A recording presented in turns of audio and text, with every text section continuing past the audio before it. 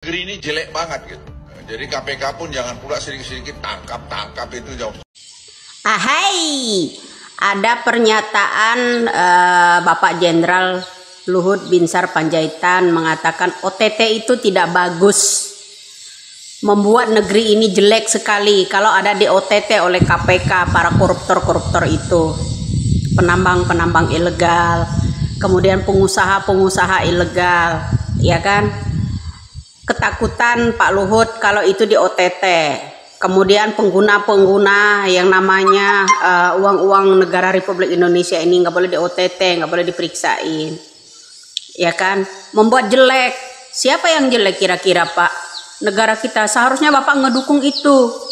Kenapa takut kalau itu OTT itu bergeser ke usaha Bapak gitu, ya kan? Terus kalau KPK itu main tangkap aja, ya harus ditangkap, dibiarkan koruptor gitu berkembang biak gitu, termasuk Bapak, ya kan?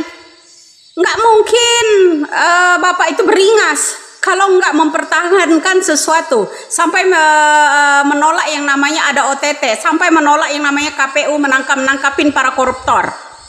Nggak mungkin itu Bapak itu menjadi khawatir seperti ini, ya kan? Main tangkap aja, main OTT aja, gerbek sana gerbek sini. Ya kalau nggak digerbek dia sembunyi kayak di zaman SBY, kayak zamannya Edi Tansil itu Pak. Sembunyi keluar negeri sana menjadi warga asing. Tapi setelah aman pulang, identitasnya berbeda lagi, ya kan? Nah contoh Joko Chandra, ya kan, ada Linlis berapa belas tahun lah, itu berarti orang-orang selama ini nggak mau di OTT, dibiarkan luput begitu aja Pak. Ayo Pak Binsar, ya kami ini membangun loh kritik kami ini.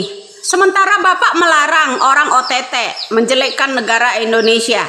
Ya negara ini ya jelek kalau ada penggerebekan. OTT itu kan penggerebekan yang namanya orang-orang yang dicurigai memakan uang negara ini, memiliki korupsi besar tentang perusahaan, ya kan, tambang dan sebagainya. Loh nggak boleh ya. Terus gimana pengusaha-pengusaha, usaha-usaha opung itu, ya kan? Orang yang berperan di situ nggak boleh OTT. Semoga saja, saya bilang, lahirkanlah Indonesia ini seorang KPK itu bernyali baja. Agar kenapa? Ya agar bisa OTT merembet tembus ya ke yang namanya usaha Bapak itu, ya. Paling tidak kaki tangan Bapak, ya orang-orang di perusahaan pemegangnya itu, walaupun tidak atas nama Bapak kan, jadi diperjelas dulu perusahaannya, di OTT aja. Kenapa? Rakyat mendukung kok itu. Bila perlu buat undang-undang baru, lakukan hukuman mati buat para koruptor itu. Indonesia nggak bakal oleng Pak. Kenapa tidak setuju dengan tindakan-tindakan KPK, main tangkap ya harus diinin lah. Dulu Apeng ya usaha sawit lah bebas, sekarang nggak ada beritanya Pak. Ya pengusaha itu dari Kalimantan sampai itu juragan terbesar, juragan sawit itu si Apeng, zamannya SBY 2009 lalu kasus itu, kemudian baru ditangkap beberapa sebelum pemilu lalu, ya kan, 2019 lalu. Nah kemana orang-orang itu tersebut? Mengembalikan hanya 5 triliun, padahal itu ratusan triliun yang diiniin, yang dikorupsi itu. Lah maunya Bapak Binsar Panjaitan para koruptornya udah diem aja, aman-aman aja gitu ya, nggak usah ganti presiden, udah Jokowi aja ya, begitu aja ya ndak. Kemudian nggak usah di OTT, para maling-maling itu biarin aja, enak, biar buncit besar, pamer harta semuanya. Rakyat Indonesia biarkan aja jadi babu kalian, ya kan? Seperti itu kan Pak, disuruh demo, apalagi itu macam peliharaan anjing aja Indonesia nih, digemukkan seperti binatang, ya kan? Ada kata-kata orang yang model begitu, ya, gemukkan binatangnya. Kenapa?